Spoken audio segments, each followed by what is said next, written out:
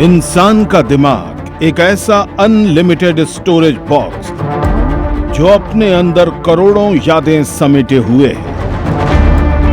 Neurons के उलझे धागों का ही नतीजा है कि इंसान जिंदगी में इतना सुलझा हुआ रह पाता है, लेकिन युवा पीढ़ी के दिमाग को भटकाने वाले डिस्ट्रैक्शंस धीरे धीरे उनकी यादों के पिटारे से याददाश्त चुरा रहे हैं।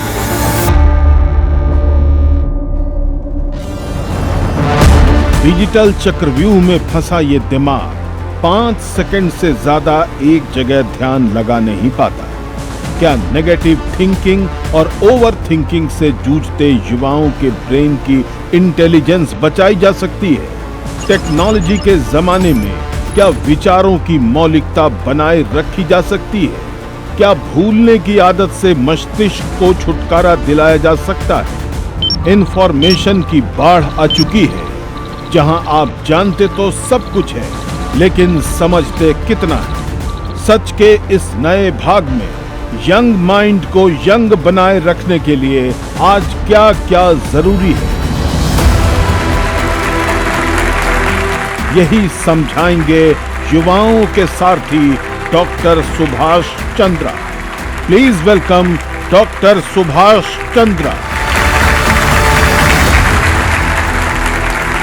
Thank you. नमस्कार। Thank you. बैठिए please. Thank you very much. आज का विषय वो ये है कि how to protect memory, thoughts and human intelligence in the age of distraction. आपको क्या लगता है कि ये क्या बात सच्चाई है क्या? Are we in the age of distraction? Really, you think so? Yes, sir. किस वजह से डिस्ट्रैक्शन है? हाँ, एक एक करके बोलिए। जो हमारा डोपामिन है, हमारे ब्रेन को एक एक्सेसिव अमाउंट में डोपामिन मिलने लगा, उसकी वजह से हम इसके एडिक्ट हो गए, इंस्टाग्राम के और बाकी सोशल मीडिया के। तो आप मेडिकल की बात कर रहे हैं, हमको डोपामिन ज़्यादा मिला इसके इस्तेमाल करने से, वो उससे एडिक्शन हो गया। Yes sir. अच्छा, अब उससे छूट नहीं पाते? सर, छूटने के तरीके हैं कि आप डिटॉक्स करो, अपने आप को एक वीक के लिए उससे दूर रखो, मेडिटेट करो, ये सब हो सकता है, मतलब उसके वजह से आप उससे दूर हो सकते हो। नहीं करते हैं आप? करते हैं सर, ट्राई करते हैं। अच्छा ठीक है, और बताइए। हाँ sir, to stay updated, like आज की जेंजी जो है वो ये देखती है कि हम फोमो फील ना करें, कि आज का जो ट्रेंड है हम उसके साथ चलते रहें। आपको ये लगता है कि कहीं we should not left out? Yes sir. We should not be left out. Yes sir. इसलिए दूसरे की देखा देखी करते हैं। बट सर, फिर हम डिस्कशन का पार्ट नहीं बन पाते कि अगर कोई डिस्कशन हो रही है किसी ट्रेंड के बारे में तो सर। अच्छा चलिए, आप बताइए। इधर हाथ उठा था। यस सर, मेरा नाम स्तुति अग्रवाल है और सर बहुत सारे सोशल मीडिया प्लेटफॉर्म्स हैं, एआई है, इंस्टाग्राम है, यूट्यूब है, हम लोग उसका यूज़ कर रहे हैं क्योंकि उसका यूज़ करना हमारे लिए बेनिफिशियल है। लाइक हमें कोई प्रोजेक्ट मिला, कन्वीनियंट है, हेल्पफुल है, इजीनेस है, इसलिए हम लोग इनको यूज़ कर रहे हैं। यस और वो इस्तेमाल करते हैं चाहे उसका हमें पता है नुकसान भी हो। यस सर, नुकसान। इसका मतलब ये हो गया कि जो आदमी शराबी है उसे पता है कि उसके नुकसान है, लेकिन फिर भी आदत है तो पीता है और उसके फिर खमियाजा भुगतता है, नुकसान उठाता है, सब कुछ करता है। जी, आपकी तरफ इधर से कोई? Yes. My name is Maheshwar Jaiswal. Sir, we are living in materialistic world. So, most of the time our character, our personality is determined by our friend circle. About social media, we are connected with social media. Maybe most of our friends are toxic, living in between them. So we try to, we know what out to be and what not out to be. We are conscious being, we are ethical, we are moral being. But by the way, we are still doing that mistakes. Okay, good. Thank you. Good answer. हमारे साथ आज हमारे मेहमान हैं doctor अचल Kumar Srivastava. Dr. Srivastava is a Indian neurologist and medical researcher. He is professor of neuropsychology in the Department of Neurology in All India Institute of Medical Sciences, New Delhi. He has huge experience in the field of memory loss, forgetfulness, dementia, and Alzheimer issues. तो आइए आपके सवाल आज पूछते हैं doctor Srivastava से। स्वागत है आपका। स्वागत है डॉक्टर साहब। अभी उसने जैसे सवाल पूछा स्टूडेंट ने, बड़े ध्यान से सुना मैंने। बैठिए। तो स्टूडेंट ने भी आई थिंक बोला था कि एथिक्स की बात किया। हाँ, वही है लाइन। अगर हम यूज़ करें, बिल्कुल यूज़ करें, हम लोग भी यूज़ कर रहे हैं एआई का आजकल, लेकिन उसमें जो एथिक्स की लाइन है वो भी अच्छी तरह डिफाइंड नहीं है। लेकिन हमारे पास अपनी पर्सनल एथिक्स है। इसके पहले बार स्टूडेंट ने भी बोला कि वो एडिक्शन की बात कर रहा था, किसी ने डोपामिन की भी बात की। ये हमारे हाथ में है कि डोपामिन हम कितना यूज़ करना चाहते हैं। डोपामिन की कमी से जो डिजीज़ होती है, अगर शायद आप लोग जानते हो, पार्किंसन डिजीज़ है। अच्छा, डोपामिन की कमी की वजह से पार्किंसन डिजीज होती है। हम उसके ट्रीटमेंट के रूप में डोपामिन बाहर से खिलाते हैं। ओहो, अच्छा। तो इस तरह से अपने हाथ में है उसको यूज़ करना। उसका एथिकल यूज़ करिए, जुडिशियस यूज़ करिए, बहुत जगह काम आएगा, लेकिन उसको अपने ऊपर मत हावी होने दें। आदमी पहलवान को देखिए, एक्सरसाइज करते हैं, मसल बनाते हैं, तो हमारी जो ब्रेन की सेल्स हैं जो मेमोरी संबंधित हैं, उसमें भी यही है। आप कुछ अंदर डालेंगे, अंदर प्रोसेसिंग होगी, पड़ा रहेगा अंदर। लेकिन जब हम एआई यूज़ करते हैं तो एआई बड़े कम समय के लिए तुरंत आंसर दिया, आपने जिसने पूछा था उसको बता दिया, बात ख़त्म हो गई। तो रजिस्टर नहीं हुआ आपके माइंड में। जब तक रजिस्टर नहीं होगा, यही मेमोरी फंक्शन, जब तक रजिस्टर नहीं होगा तब तक दोबारा यूज़ नहीं हो सकता। तो रजिस्टर करना ज़रूरी है और उसके लिए अटेंशन ज़रूरी है। तो अटेंशन नहीं है तो रजिस्टर नहीं होगा, रजिस्टर नहीं होगा तो फिर अगली बार आप प्रोड्यूस नहीं कर सकते। यहीं से ख़त्म होती है मेमोरी। अब मेमोरी नहीं है आपके पास, there is no memory, no retention. मेरे हिसाब से यही इसका आंसर। तो आपका यही कहना हुआ कि memory is not just a storage system inside your brain, it is one of the foundation of human intelligence. यही आप कहना हम उसको कॉग्निशन कहते हैं। Cognition one of the part है उसका। One of the memory is one of the part. इसका अल्टीमेटली एक्सट्रीम में अगर डॉक्टर साहब पूछें, भयंकर इसका भयावह आउटकम क्या हो सकता है? मैंने भी एक दिन ये अकेले बैठा हुआ थिंक कर रहा था। मुझे भी समझ में आया कि एक दिन ऐसा हो जाएगा कि अगर चलता ही रहा, एआई सभी कुछ करता रहा, तो आदमी की थिंकिंग, रीजनिंग, ये सब समाप्त हो जाएगी। समाप्त हो जाएगी तो आदमी फिर उस युग में पहुंच जाएगा जहां से शुरू हुआ था। जहां से मैं सोचता वहां तक मैं खुद पहुंच गया। अच्छा। तो उसके बाद मुझे समझ में आया कि ये तो बड़ी भयावह स्थिति होगी। तो इसलिए मतलब जहां पे एक आदमी एक एप की स्थिति में था, वन मानुष की स्थिति में था, जब नॉलेज जीरो था। Knowledge zero. आज हम यहाँ मौजूद हैं तो हमारे पास पिछले कई हजार वर्षों का चला आ रहा नॉलेज जो कि धीरे धीरे बढ़ता चला जा रहा है। बहुत सारी चीज़ें जेनेटिकली भी ट्रांसमिट होती चली आ रही हैं। हाँ। तो हम आज इस स्टेज में हैं। हाँ। अगर हम यूज़ नहीं करेंगे उसको, हम लोग, एक और शब्द है मेडिकल टर्मिनोलॉजी में, डिसयूज एट्रॉफी। तो जब यूज़ नहीं करते हैं, हाँ, तो चीज़ एट्रॉफी यानी कि नष्ट होने लगती है। तो अगर आपके पास रिटेंशन में अंदर कुछ नहीं है तो आप गूगल पढ़ के थोड़ी बताएंगे, रुक जाओ भाई अभी मैं बताता हूँ, जरा मैं ढूंढ लूँ गूगल पे। तो आप जो कह रहे हैं, जो डिमेंशिया और अल्जाइमर वगैरह, इसको ये ज़्यादा होगा क्या ये सब करने से, जो हम आज के युग में हम लोग कर रहे हैं? तो अल्जाइमर्स डिजीज़ की एक्चुअली बहुत सारी कहना चाहिए एटियोलॉजीज सस्पेक्टेड हैं, क्योंकि वन एटियोलॉजी नहीं है। लेकिन अल्जाइमर्स डिजीज़ होने के लिए ये 95 वर्ष की आवश्यकता नहीं, और पहले से हो जाता है। और पहले से होने लगा है जी, और पहले से हो जाता आज है। हमें भी, मुझे भी आज कई बार किसी व्यक्ति को मैं अच्छी तरह से जानता हूँ, लेकिन उसका उस समय में नाम याद नहीं आता है। जी जी।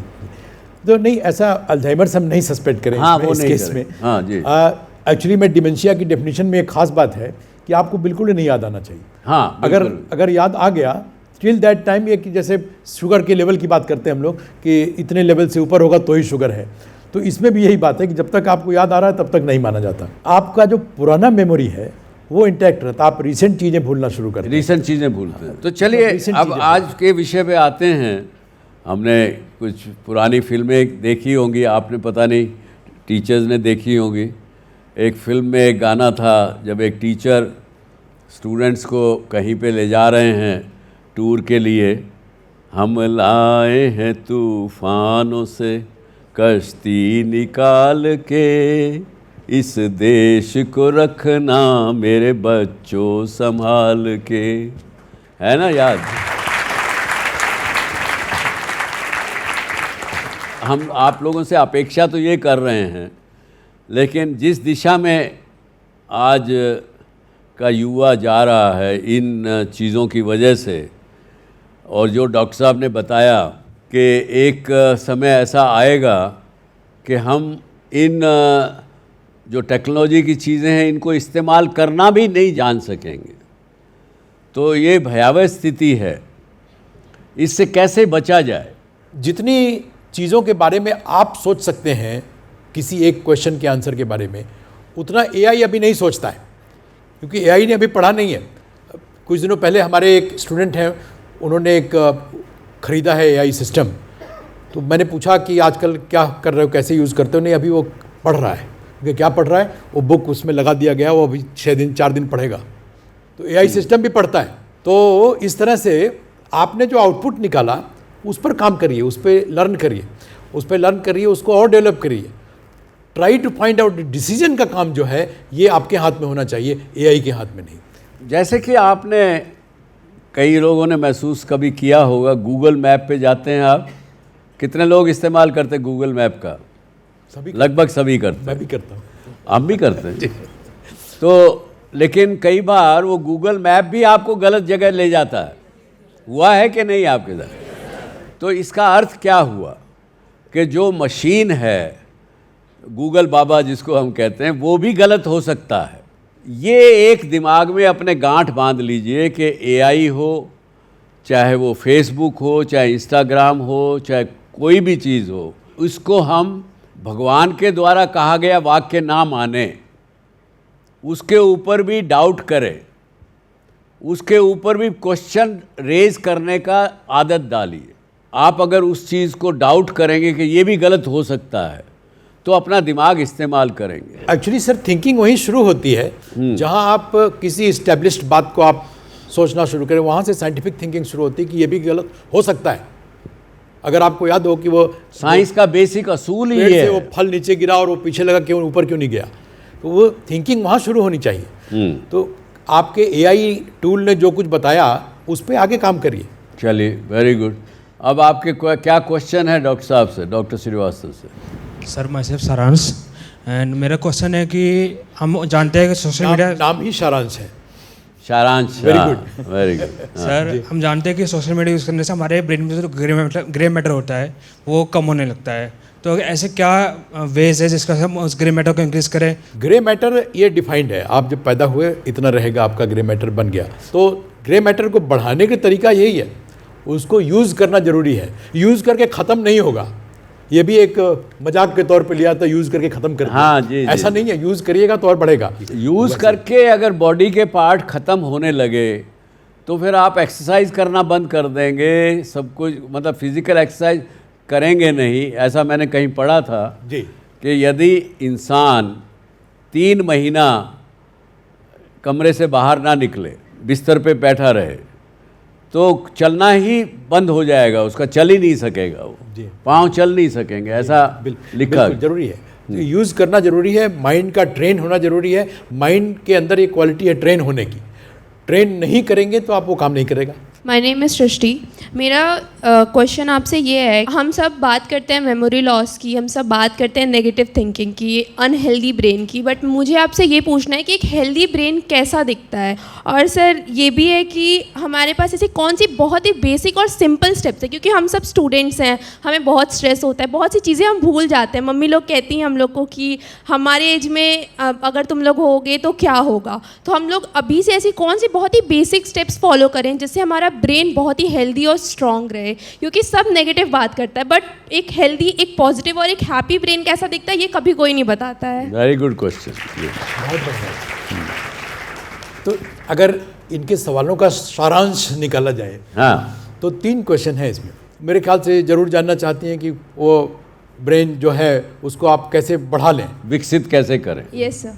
ताकि मम्मी की आज जो एज है उस एज में आप पहुँचे तो भी आपका दिमाग मम्मी की तरह से तो कम से कम चले, उससे ज़्यादा अच्छा चले तो और भी अच्छी बात है। तो आपके मम्मी के ज़माने से और आज के ज़माने में एक थोड़ा सा अंतर है। आपने देखा होगा, सारे स्टूडेंट्स ने और टीचर्स भी देखे होंगे कि पहले की जो किताबें पढ़नी पड़ती थी 10th क्लास पास करने के लिए, और आज की 10th क्लास पास करने के लिए ज़्यादा पढ़ना पड़ता है। आप लोग एग्री करेंगे, और क्योंकि ये तो बच्चे हैं, इनके सामने वो 10th वाला ही मामला, लेकिन आपने वो वाला भी समय देखा और अभी भी देख रहे हैं, अभी ज़्यादा पढ़ना पड़ता है। उसी हिसाब से प्रोसेस ऑफ इवोल्यूशन के तहत हमारा माइंड भी बढ़ा है। जो हम अपने समय में इस एज ग्रुप में रहे हैं, आज के बच्चों के पास ज़्यादा नॉलेज है, बिल्कुल बिल्कुल, और नॉलेज को और उसको और फैलाने की भी या और ग्रो कराने की भी क्षमता ज़्यादा है। लेकिन एक चीज़ ज़रूर बताना चाहूँगा मैं कि इसको बढ़ाने की दवा नहीं होती है, इसको आपको यूज़ करना है ज़रूरत के मुताबिक। तो यूज़ करते समय में एक ख़ास बात होती है, आज के समय में एक ही समय में आपको बहुत सारे काम करने होते हैं। आप एक समय में कम से कम 10-15 विंडो में काम कर रहे होते हैं जी। माइंड की विंडो की बात कर रहा हूँ। अब now come back to the computer. सभी लोग कंप्यूटर यूज़ करते होंगे। आप एक समय में एक विंडो खोलिए, 2 खोलिए, 3 खोलिए, 4 खोलिए, 5 खोलिए, 10 खोलिए, 15 खोलिए, 20 खोलिए, खोलते चले जाइए। एक समय आएगा जब कंप्यूटर बैठ जाता है। ऐसे ही आपका भी माइंड है, इतने ही काम कर सकता है। हर आदमी अलग अलग विंडो में काम कर पाता है, कोई 10 में करता है, कोई 15 में कर लेता है, कोई 25 में कर लेगा, लेकिन 25 के बाद 26वीं विंडो उसमें नहीं खुलेगी। और आदमी में ये सिस्टम नहीं है कि कंप्यूटर में आप चिप लगा दिए और विंडो खोलने की क्षमता बढ़ गई। आदमी में सिस्टम नहीं है, जितनी है उतनी है। तो आप अपनी कैपेसिटी को फालतू कामों में यूज़ ना करें, निगेटिव थिंकिंग में नहीं यूज़ करें। समझ रहे हैं? पॉजिटिव थिंकिंग के लिए ज़्यादा यूज़ करने की जरूरत नहीं, निगेटिव थिंकिंग में ज़्यादा यूज़ होता है, तो उससे बचिए। निगेटिव थिंकिंग से अब कैसे बचें? तो कैसे बचें? तो निगेटिव थिंकिंग कुछ बीमारियों में अपने आप होती है, मतलब उसको कहा जाए इंडिजिनस इलनेस, आपके अंदर से बीमारी है इसलिए आप निगेटिवली थिंक किया करते हैं। लेकिन इसमें बहुत बड़ा योगदान एनवायरनमेंट का भी है, आपके इर्द गिर्द के लोग। तो ये सब तो ब्रेन को पॉजिटिव रखने की बात है। ब्रेन को ठीक कैसे रखें, इसमें हमें संतुलित आहार की बहुत ज़रूरत है। ये मैं अब उसकी बात कर रहा हूँ कि ब्रेन ठीक बना रहे। संतुलित आहार बहुत ज़रूरी है। क्या खाएं, ये ऐसा नहीं है कि आप ये खा लेंगे तो बढ़ जाएगा, वो खा लेंगे तो बढ़ जाएगा। संतुलित खाना खाते रहिए, उतना ही पर्याप्त है। वेरी गुड जी। This is Aanchal Mishra. Sir, मेरा सवाल ये है, जैसे आपने अभी एनवायरनमेंट की बात की, तो कुछ हमारी मेमोरी लॉस बायोलॉजिकल होती है एज़ पर दी एज, एज़ पर न्यूरोसाइंस। क्या हमारा लाइफस्टाइल भी इसमें इम्पैक्ट करता है और किस तरीके से करता है? जैसे हमारे स्टूडेंट्स हैं या हमारी खुद की पर्सनल लाइफ है, तो हम अपने लाइफस्टाइल में क्या चेंज करें जो बायोलॉजिकल मेमोरी लॉस के अलावा वो ज़्यादा इम्पैक्ट हमारी मेमोरी लॉस पे ना करें? जी, थैंक यू। तो ब्रेन या मस्तिष्क समझिए, जिसके बारे में आप सभी जानते हैं लगातार काम कर रहा होता है, तो ये जरूरी है। उसका सबसे बड़ा आवश्यक काम है ब्रेन के लिए नींद। 8 घंटे, 7 से 8 घंटे सोना बहुत जरूरी। एक वो है, कई लोग 6 घंटे में भी पर्याप्त होता है उनके लिए, लेकिन 7 से 8 घंटे इन जनरल आवश्यक है सोना। आप उसको रेस्ट देंगे तो प्रिपेयर होता है आगे काम करने के लिए। तो आप इसका सीधा एग्जाम्पल लीजिए, अब 2-3 दिन आप जगे रह गए तो आपकी स्थिति खराब हो जाएगी, वही सारी विंडो बैठ जाएगी, आप क्रैश कर जाएगा। बाकी मैंने संतुलित आहार की बात की, वो बहुत आवश्यक है। वो not only brain, her body part के लिए ज़रूरी है। Very good, thank you. Yes. And myself, Kanishka Negi. I have a question that, sir, we talked about the attention span. When we were using Google, our attention span was full. We can say we spent hours on Google researching on topics we required. But अब देखिए, ये topic प्रश्न पूछने के लिए भी आपको उस फ़ोन का इस्तेमाल करना पड़ रहा है, हाँ? But when we are doing critical thinking while using AI, our attention span is also decreasing by the time, because we are getting the details and all the data that we require on fast speed. Attention span कम होता जा रहा है क्योंकि हमारी भी आदत बन गई है कि जल्दी से आंसर मिल जाता है, तो अटेंशन स्पैन उसमें यूज़ नहीं होता। क्रिटिकल एनालिसिस जरूरी है उसका। जो भी आंसर निकला आपके AI यूज़ से, उसको क्रिटिकली एनालाइज करिए, उस पर समय दीजिए। Yes, sir, that is true. But while we are doing the critical thinking part, we are also asking the same questions to the AI only. वो तो ये कह रहे हैं कि मैंने वो सवाल भी जब मेरे दिमाग में आया, हाँ, तो भी मैंने उसके ऊपर विचार नहीं करके मैं वापस उसी मशीन से पूछ रही हूँ, उसका क्या इलाज? उसका इलाज आपके ही पास है। उसका इलाज आपके पास। एथिकल थिंकिंग की जरूरत है इसमें। आप उस पर, मैं कई बच्चे जानता हूँ एक के बाद दूसरा क्वेश्चन भी उसी में से पूछते चले जाते हैं जो आपने किया, सेम क्वेश्चन। अभी सर ने आपको टोका भी, आपको भी क्वेश्चन पूछने के लिए भी आपको लिख के लाना पड़ा। हाँ, क्योंकि लिखना पड़ा ना आपको, आपके मन में प्रश्न है तो ये उसको आपने पहले मोबाइल पे लिखा, फिर उससे आप पढ़ के बता रही हैं, क्योंकि आपको अपना सेल्फ कॉन्फिडेंस आपका ख़त्म होने जा रहा है, उस दिशा में बढ़ रहा है कि मुझे प्रश्न तो पूछना है ये, लेकिन मैं पूछते टाइम में भूल ना जाऊं, इसलिए उस मशीन का इस्तेमाल कर रही हैं। इन्हें वे गलत नहीं है वो, लेकिन आप साथ में अपने मेमोरी को इस्तेमाल ना करके मेमोरी लॉस करने की दिशा में खुद बढ़ रही है। हाँ, afternoon sir, my name is Trisha. मैं पूछना चाहती हूँ, जैसे आजकल के जो ट्रेंड वाले स्टूडेंट्स हैं, लाइक 12th है, पास आउट या ग्रेजुएशन जो स्टार्ट कर रहे हैं, उनको ये डिप्रेसिव थॉट्स इतना कैसे आ जाता है कि वो सुसाइड कर लेते हैं। लाइक एक होता है ना कि थॉट प्रोसेस, मेरी मम्मी के ज़माने में या नानी के ज़माने में इतना हाइट तक नहीं जाता था, पर आजकल क्या है ना कि जितने भी हम लोग को थॉट्स आते हैं, पहली बात वो नेगेटिव से ही चालू होते हैं। मतलब मुझे भी ऐसा लगता है कि अगर बहुत टाइम आप खाली बैठे हो तो समथिंग मेरे साथ बुरा हो रहा है, मेरे साथ कुछ ऐसा हो रहा है, और एट इतना स्टेज पे इंसान पहुंच कैसे जाता है कि मतलब वो सोचता है कि नहीं, डेथ ही पॉसिबल है, क्योंकि एटलीस्ट सोल्यूशन कहीं ना कहीं तो मिल ही जाएगा ना। मैं भी चाहती थी अगर मेरे साथ भी बहुत बुरा हो रहा है, बट मेरा इतना स्ट्रॉन्ग माइंड है कि भाई मैं यहाँ तक तो नहीं जाऊँगी। इंसान जो सुसाइडल टेंडेंसी में जाता है उसके साथ एक सबसे बड़ी चीज़ ये होगी, वो केवल और केवल भविष्य की बात सोचता है या भूतकाल की बात सोचता है। भूतकाल में भी हमारे साथ बहुत सी चीज़ें गलत हुई होती हैं, हमने बहुत रिग्रेट्स आते हैं जब हम भूतकाल की बात सोचेंगे, पीछे की बात सोचेंगे, काश मैंने ऐसा नहीं किया होता, काश मैंने ये दोस्त नहीं बनाया होता, काश मैंने इस आदमी से शादी नहीं की होती, या कुछ भी बातें हो सकती हैं। और फ्यूचर में ये नहीं हुआ तो क्या होगा। मेंटल और बायोलॉजिकल एक चीज़ है हमारे इंसान में, सभी में है, कि जब कोई बात बुरी ध्यान में आती है वो डर पैदा कर देते हैं दिमाग में, और डर फिर मल्टीप्लाई करता है, और वो मल्टीप्लाई इतनी स्पीड से करता है कि हम थोड़ी देर में जो चीज़ अभी हुई नहीं थी उसको हम मान लेते हैं कि ये मेरे साथ हो गई, मैं फेल हो गई एग्ज़ाम में। और ये सोशल मीडिया और ये सब ज़माना ऐसा हो गया कि हम पास भी होते हैं तो भी फ़ोन पे बात कर रहे हैं, बात करते नहीं हैं।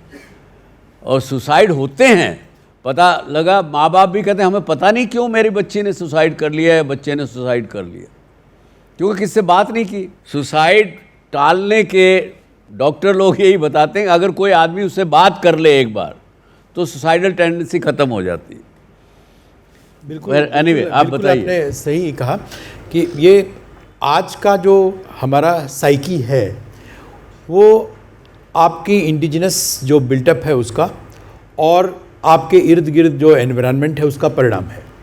तो इसके लिए अगर आप खुद पहचान कर सकने में अक्षम हैं तो मेरा सजेशन यही होता है कि किसी मानसिक चिकित्सक से मिलें। उसके लिए अपने आप उस पर ज़्यादा सर मारने की ज़रूरत नहीं। अभी आज के समय में ये चिकित्सक भी सभी तरफ मौजूद हैं, उनसे मिल के सलाह लीजिए, न कि उस पर खुद काम करें। इतना ही काम कर सकते हैं कि एनवायरनमेंट आसपास का ठीक करिए। उसमें आपके आज सारे बच्चे माता जी की बात कर रहे हैं, कोई पिता की बात ही नहीं कर रहा। पहले भी किसी ने बोला मम्मी की बात किया। उसका सोल्यूशन एक मैं यही बताऊंगा आपको कि भूतकाल व्याकुल करे और भविष्य भरमाए, वर्तमान में जो जिए तो जीना आ जाए। I am Ritam Chakraborty. So my question is, there is a company called Neuralink where the chips are incorporated within the brain. So going forward, would that be possible? The person who has lost their memory, the memory can be brought back? See, memory जो है वो it is not just part confined to one area. Computer की तरह नहीं है कि आप जो है इस जगह चिप लगा दीजिए तो मेमोरी बढ़ जाएगी। अभी मैंने पीछे एग्जांपल दिया था कि कंप्यूटर में सुविधा रहती है, आप बढ़ा दीजिए उसकी मेमोरी, उसी उतने ही डब्बे में चिप इंसर्ट कर दीजिए। आदमी में इस तरह से नहीं है कि मेमोरी एक जगह नहीं है, बहुत सारे एरियाज़ हैं। हाँ, एक मेन एरिया ज़रूर है, खास करके टेम्पोरल लोब, लेकिन वो अकेले काम नहीं करता है, तो एक जगह लगा के काम चलेगा नहीं, ये सिस्टम संभव नहीं है, क्योंकि ब्रेन में मेमोरी की एक फिक्स जगह बनी हुई नहीं है, बहुत सारी जगह हैं। Remote memory, immediate memory, this that, ये सब अलग अलग जगहों पे रहती हैं। हाथ को चलाना बड़ा छोटा सा एरिया है, मोटर स्ट्रिप ब्रेन के अंदर, वो भी लेफ्ट साइड के ब्रेन में मोटर स्ट्रिप वही सारा मूव करा रही है। राइट साइड का पार्ट लेफ्ट से, लेफ्ट का पार्ट राइट से, बड़ा छोटा सा स्ट्रिप है, लेकिन उसको काम करवाने के लिए पूरा ब्रेन शामिल होता है। हाँ। उसमें कोऑर्डिनेशन चाहिए, हाथ ऐसा ऐसा नहीं जा रहा, उसके लिए हमारा सेरिबेलम भी काम कर रहा है कि हाथ सीधे जाना चाहिए, ये नहीं कि इधर उधर घूमता हुआ चला गया। थिंक करने में क्या जाता है। एक ही इलाज है डॉक्टर साहब जी, जितना ज़्यादा इस्तेमाल करोगे उतना ज़्यादा ब्रेन आपका शार्प रहेगा। बिल्कुल बिल्कुल। मुझे एक समय था जब 500 नंबर कम से कम फ़ोन नंबर याद रहते थे, लेकिन तब मोबाइल नहीं था। आज एक नंबर भी याद नहीं रहता। चलिए, yes. My name is Riya Chaudhary. Sir my question is to you, आजकल मोटिवेटेड सिर्फ 2 या 3 दिन के लिए रहते हैं हम, और फिर कंसिस्टेंट रहना तो उससे ज़्यादा मुश्किल होता है। Sir you as a doctor what would you recommend us to overcome from our overthinking? So it's a very common thing nowadays. Manifestation बात सुनी है आपने? Yes sir. कई लोगों ने, और आजकल तो बहुत सी किताबें पढ़ने को मिलती हैं। अगर आप उस चीज़ को मैनिफेस्ट करें और उस पर विश्वास करें कि ये होगा ही होगा, वो होगा ही। और ख़ास करके जो गलत होने वाला है और वो सोच के हम डरते रहें, वो चीज़ आपके साथ ज़रूर होगी। ब्रह्मांड में जो पूरे वाइब्रेशन चलती है वो काम करती है। देखिए, पहली बात तो ये है कि ये थिंकिंग का जो मुद्दा है ये आप खुद ही करते हैं। कोई आके बोला तो नहीं कि आप थिंक करो। कोई भी अगर थिंक करो बोलने आएगा, कोई रेशनल बात करेगा कि हाँ इस बात पे थिंक करिए, इस बात पे थिंक करिए। ओवर थिंकिंग की कोई कहने नहीं आएगा ओवर थिंक करो, है ना। आप खुद ओवर थिंकिंग करते हैं, तो इस पर कंट्रोल भी खुद ही करना पड़ेगा। और अगर ऐसा लगता है कि खुद ओवर थिंकिंग को रोक नहीं सकते हैं आप, you are falling prey to the problem, then you can of course take consultation from जो हमारे बीच में साइकेट्रिस्ट लोग होते हैं, उनसे मिलके बात कर सकते हैं। बेहिचक जाके बात करिए, क्योंकि ये इस समय में बहुत ज़्यादा आवश्यकता है। उसको छुपाइए मत। हाँ बिल्कुल नहीं, जाके बात करिए। My name is Bhumi Patidar and my question is that attention management और digital discipline as a subject universities और schools में कंपलसरी या नेसेसरी होना चाहिए या नहीं? What's your point on that? मुझे पक्का यकीन है आज के इस सेशन के बाद एटलीस्ट IMS में तो शुरू हो जाएगा। मैं ये कहूँगा कि जो नेशनल एजुकेशन पॉलिसी जो नई अभी बनी है, मैं उस वक्त मेंबर पार्लियामेंट था तो मैं भी उसका भाग था।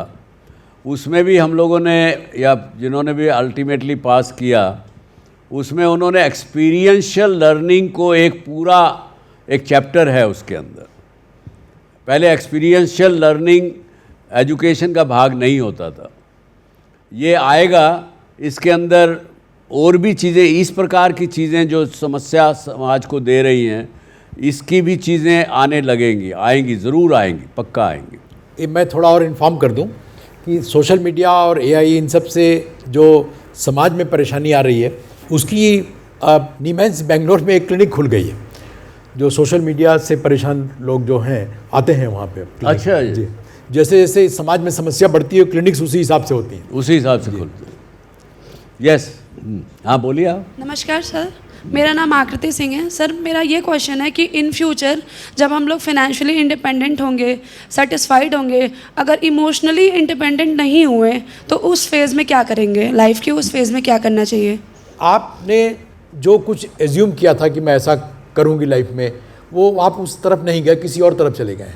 ये कारण हो सकता है आपके डिससेटिस्फैक्शन का।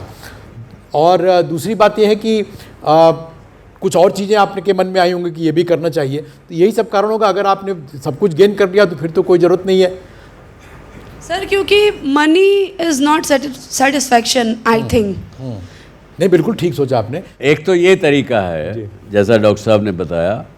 मेरा ये मानना है, इस हॉल में हम 200-300 लोग बैठे हैं इस समय में। मैं एक छोटा सा चैलेंज थ्रो करता हूँ। आपको लगता होगा ना कि हम दोनों यहाँ बैठे हुए हम तो बहुत खुश हैं लेकिन मैं डॉक्टर साहब के लिए भी कह सकता हूँ, मैं अपने लिए भी कह सकता हूँ, हम में से कोई भी व्यक्ति बिना किसी न किसी दुख के कारण नहीं है, या किसी, जैसे आपने कहा, इमोशनल सेटिस्फैक्शन नहीं है, मेंटल सेटिस्फैक्शन नहीं है। बहुत सी बार तो हमको पता भी नहीं होता कि हम क्यों इमोशनली सेटिस्फाइड नहीं हैं, हम मेंटली क्यों परेशान हैं, ये हमें पता ही नहीं होता है कि नहीं? कितने लोग इस बात के लिए मानेंगे? तो ये स्थिति है। और हम सब जानते हैं कारण उसका मेन जो शुरुआत होती है वो केवल शुरुआत इंसान की क्रेविंग से होती है। और क्रेविंग किस बात की होती है? जो चीज़ हमारे पास आज नहीं है उसकी हमको इच्छा होती है, ये भी मुझे मिलना चाहिए। जो चीज़ मेरे पास है वो तो है, उसकी बात नहीं, उसका आनंद मैं नहीं लूँगी या उसका मज़ा नहीं लूँगा, लेकिन जो चीज़ नहीं है वो चीज़ चाहिए। और क्रेविंग जो है वो क्लिंगिंग में बदलती है। क्लिंगिंग में बदलने के बाद जब वो चीज़ नहीं मिलती है तो अरे बाप रे, बड़ी मुसीबत हो गई। उससे वो बढ़ता जाता है, फिर वो डर में बदलता है, डर फिर मल्टीप्लाई होता है और इंसान भला चंगा होते हुए भी अपने आप को बीमार कर लेता है। इसका इलाज केवल और केवल एक ही है, साईं इतना दीजो मति मूढ़ समाए, मैं भी भूखा ना रहूं साध न भूखा जाए। लेजिटिमेट इच्छा, उसी को ही स्पिरिचुअलिटी भी कहा गया। आज कई बार हम लोगों के में प्रश्न मेरे पास बहुत आते हैं इस तरह के कि साहब स्पिरिचुअलिटी और मटेरियलिज्म दो अलग पोल हैं, पोल्स अपार्ट। मैं कहता हूँ नहीं, दोनों एक ही हैं। मटेरियलिस्टिक वर्ड और स्पिरिचुअल वर्ड एक हैं यदि दोनों लेजिटिमेट हों, दोनों में सही प्रकार से कमाया हुआ धन स्पिरिचुअल होने से कम नहीं है। सर, मेरा नाम अक्षरा है। तो मेरा क्वेश्चन ये है कि जैसे कि हम आपने बोला कि आप पहले के ज़माने में 100 नंबर्स याद कर सकते थे, तो जैसे जो हमारे पुराने ग्रैंड पेरेंट्स हैं, जो ओल्डर जनरेशन है, वो हमारी एज में हमसे कई ज़्यादा एक्टिव, लेस डिस्ट्रैक्टेड और मेमोरी फिल थे। तो हम उनसे क्या सीख सकते हैं? हम ऐसा क्या कर सकते हैं जो हम इस एज में उनकी तरह रह सकें? एक तो उनकी इज्जत करना शुरू करिए सबसे पहले तो। बहुत बढ़िया। मैंने बहुत से परिवारों में देखा है कि वो क्या कहते हैं, पापा आप पुराने ज़माने के हो, आपको नहीं पता आज के दिन क्या होता है। डांट देते हैं आप पेरेंट्स को, और वो 10-20 बार 50 बार बच्चों से डांट खाने के बाद फिर वो भी चुप होने लगते हैं। अब वो चुप रहने में उन्होंने तो अपना कष्ट बचा लिया, लेकिन साथ में आपको जो ज्ञान मिलना चाहिए था वो मिलना बंद हो गया। मैं दूसरों की नहीं कहता, मैं अपने ग्रैंड चिल्ड्रन की बात भी करता हूँ। वो कहीं से सुबह आएंगे, गुड मॉर्निंग दादा, ज़्यादा से ज़्यादा करेगा तो उनमें से एक थोड़ा सा ऐसे करके प्रणाम दादा, लेकिन भूल गए कि जो लाभ आपको अपने बुज़ुर्ग के पांव छूने से मिलना चाहिए था वो नहीं मिला। आप में से एक बच्चा इधर आइए स्टेज पर, इधर से आ जाइए। अब देखिए, एक ज़माना था जब बच्चा बड़े के ये टो के ऊपर हाथ देता था। प्रणाम करने में नुकसान तो नहीं? ये देखिए, रखिए वहीं हाथ रखिए। अब ये देखिए, और मैंने उसके सर पर हाथ रखा, तो इससे क्या हुआ? दोनों शरीरों में क्लोज सर्किट सर्कुलेशन बन गया। मेरे शरीर में क्योंकि ज़्यादा ताकत है, ज़्यादा पावर्स हैं, ज़्यादा नॉलेज है, वो इसमें ट्रांसफ़र होना शुरू हो गई। Thank you. तो ये एक पद्धति थी, एक साइंटिफिक चीज़ें थी जो हमारे संस्कृति ने, हमारे समाज ने दुनिया को सिखाई, लेकिन अब करना बंद कर दिया हमने। तो जो पावर, जो नॉलेज आपको बिना कुछ फीस दिए, बिना पैसा खर्चा किए, बिना कॉलेज में जाए आपको मिल सकती थी, वो मिलना बंद हो गई। अभी आज के युग में क्या है? अरे अपने को अपने अलग रहना है। भाई क्यों रहना अलग है? क्यों माँ बाप के साथ नहीं रहना? नहीं, हमको अलग ही रहना। अब अलग चले गए, उनके बच्चे हुए, ना तो उनको दादा दादी का साथ मिला, ना उसको जो शिक्षा उनसे मिलनी थी उनको मिली। दादा दादी भी जल्दी बूढ़े हो गए, उनको भी बच्चों का साथ नहीं मिला। We must appreciate this girl. She is ready to learn. Yes, absolutely. My name is Ayush Sharma. जैसे पहले सोशल मीडिया यूज़ होने की बात हुई थी कि अगर किसी पर्पस के लिए यूज़ कर रहे, जैसे न्यूज़ लेने के लिए या कोई इन्फॉर्मेशन जानने के लिए, उसमें हम लोग डूम स्क्रॉलिंग करने लगते हैं, रील्स देखने लगते हैं और फिर एडिक्शन हो जाता है और डोपामिन ट्रैप में फंस जाते हैं। तो फिर ये लाइन कैसे ड्रॉ करें कि कहाँ तक की यूजेस बेनिफिशियल है और उसके बाद की एडिक्शन है? देखिए, यदि आपको यकीन है और आप कन्विंस्ड हैं कि excessive use of it is harmful to you, number 1। दूसरा, आप उस मशीन के उसको अपना नौकर बनाने की बजाय आप उसके नौकर बन गए हैं या बन रहे हैं, उसको आप अवॉइड करना चाहते हैं, तो आपको जो वो एक्सेसिव डोपामिन की वजह से जो आदत बन चुकी है, उस आदत को बदलने के लिए नई आदत बनानी पड़ेगी। और नई आदत क्या है, आप तय करेंगे कि मुझे दिन में 2 घंटा ऐसा लगाना है जिसमें मैं इन चीज़ों की तरफ डिस्ट्रैक्ट नहीं होऊंगा। नहीं तो सुबह उठते ही, उससे पहले कि आप कोई को प्रणाम करें, नहीं तो हम लोग